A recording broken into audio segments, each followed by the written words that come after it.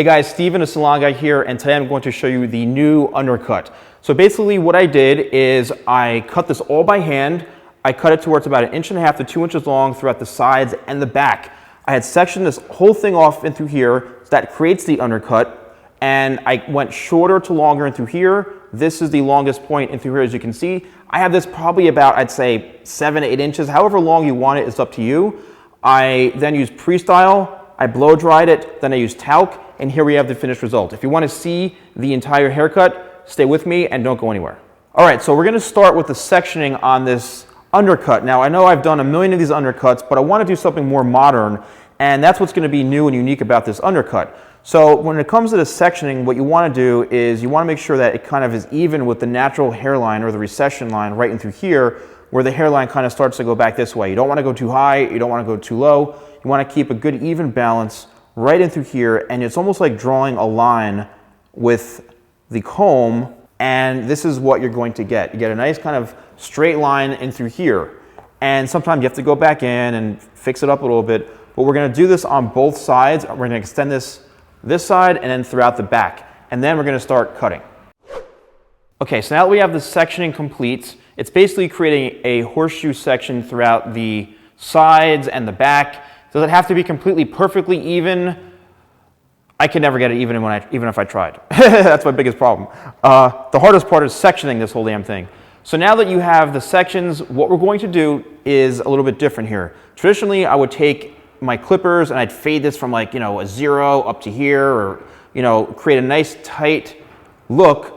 But what I want to do to make it unique is actually leave a little bit of length into the sides here, so it creates that kind of effect where it doesn't look like it's an undercut, but it actually is because it's somewhat disconnected. So we're going to take this down with our shears, and you're going to follow along as I cut the sides and the back, and then when I'm done with that, you're going to see how I'm going to overlay the top to give that undercut effect.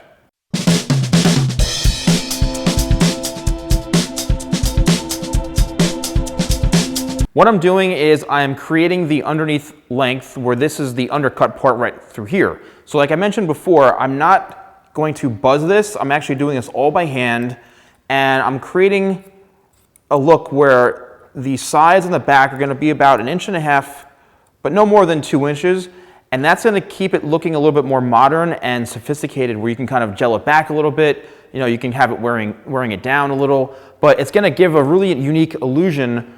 And then the top is going to lay over this. So watch along as I cut the back and the sides, and then when I'm done with that, we'll work into the top.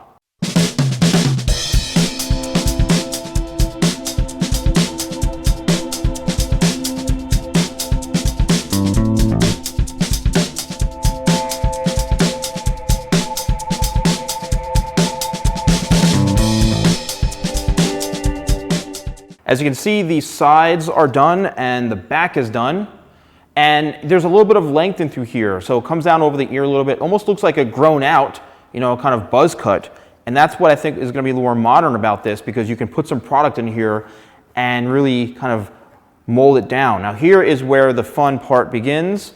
I'm going to take these clips out, and this is the actual undercut part. So I know you guys are going to probably love seeing this. So see, here's the long hair. And see how it kind of comes over. All right, now what I'm going to do is I'm going to kind of even out the ends a little bit, but I'm going to leave, the length up in through here and just kind of shape it up, but leave that longer bit. So it's like it's still technically an undercut, but it's just a little bit longer.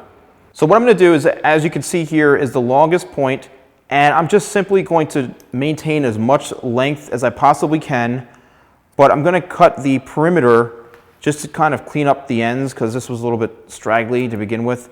So I really want to strengthen up and sharpen up those ends, and I'm going to do this throughout the entire back and the sides. Now what I'm going to do is I'm going to literally just remove some of the excess weight in through here, which is key to the haircut, because a lot of times people think, oh, they have an undercut, just let the top, hang over it and that's it. And I see this issue a lot with people coming in to get their haircuts, is that the stylist or the barber doesn't actually cut the top of their hair the proper way. They don't give it any sort of shape or balance, and that really leads to problems for the client, because their hair won't do what it should be doing. And I've seen this countless times over and over again. So this is really, really key especially if you are going in to get this type of look, you want to explain to them that, hey, you have to cut the top of my hair a certain way so that, yes, even though it's longer, it's still going to be very manageable and have a good shape to it. So now what I'm doing is I'm cutting shorter to longer, where I want to leave the front here, the longest point, and all I'm doing is just working the angle in, going shorter to longer, where this controls the shape of it. So my elbow will kind of dictate where the angle is going to be. So pointing towards the ceiling means shorter to longer. If it's parallel, it means it's straight across, and if it's down this way, I'm building weight on top. So I want to cut shorter to longer. So I'm just going to continue to finish this up throughout the sides and the top, and then we'll come back when we're ready to style it.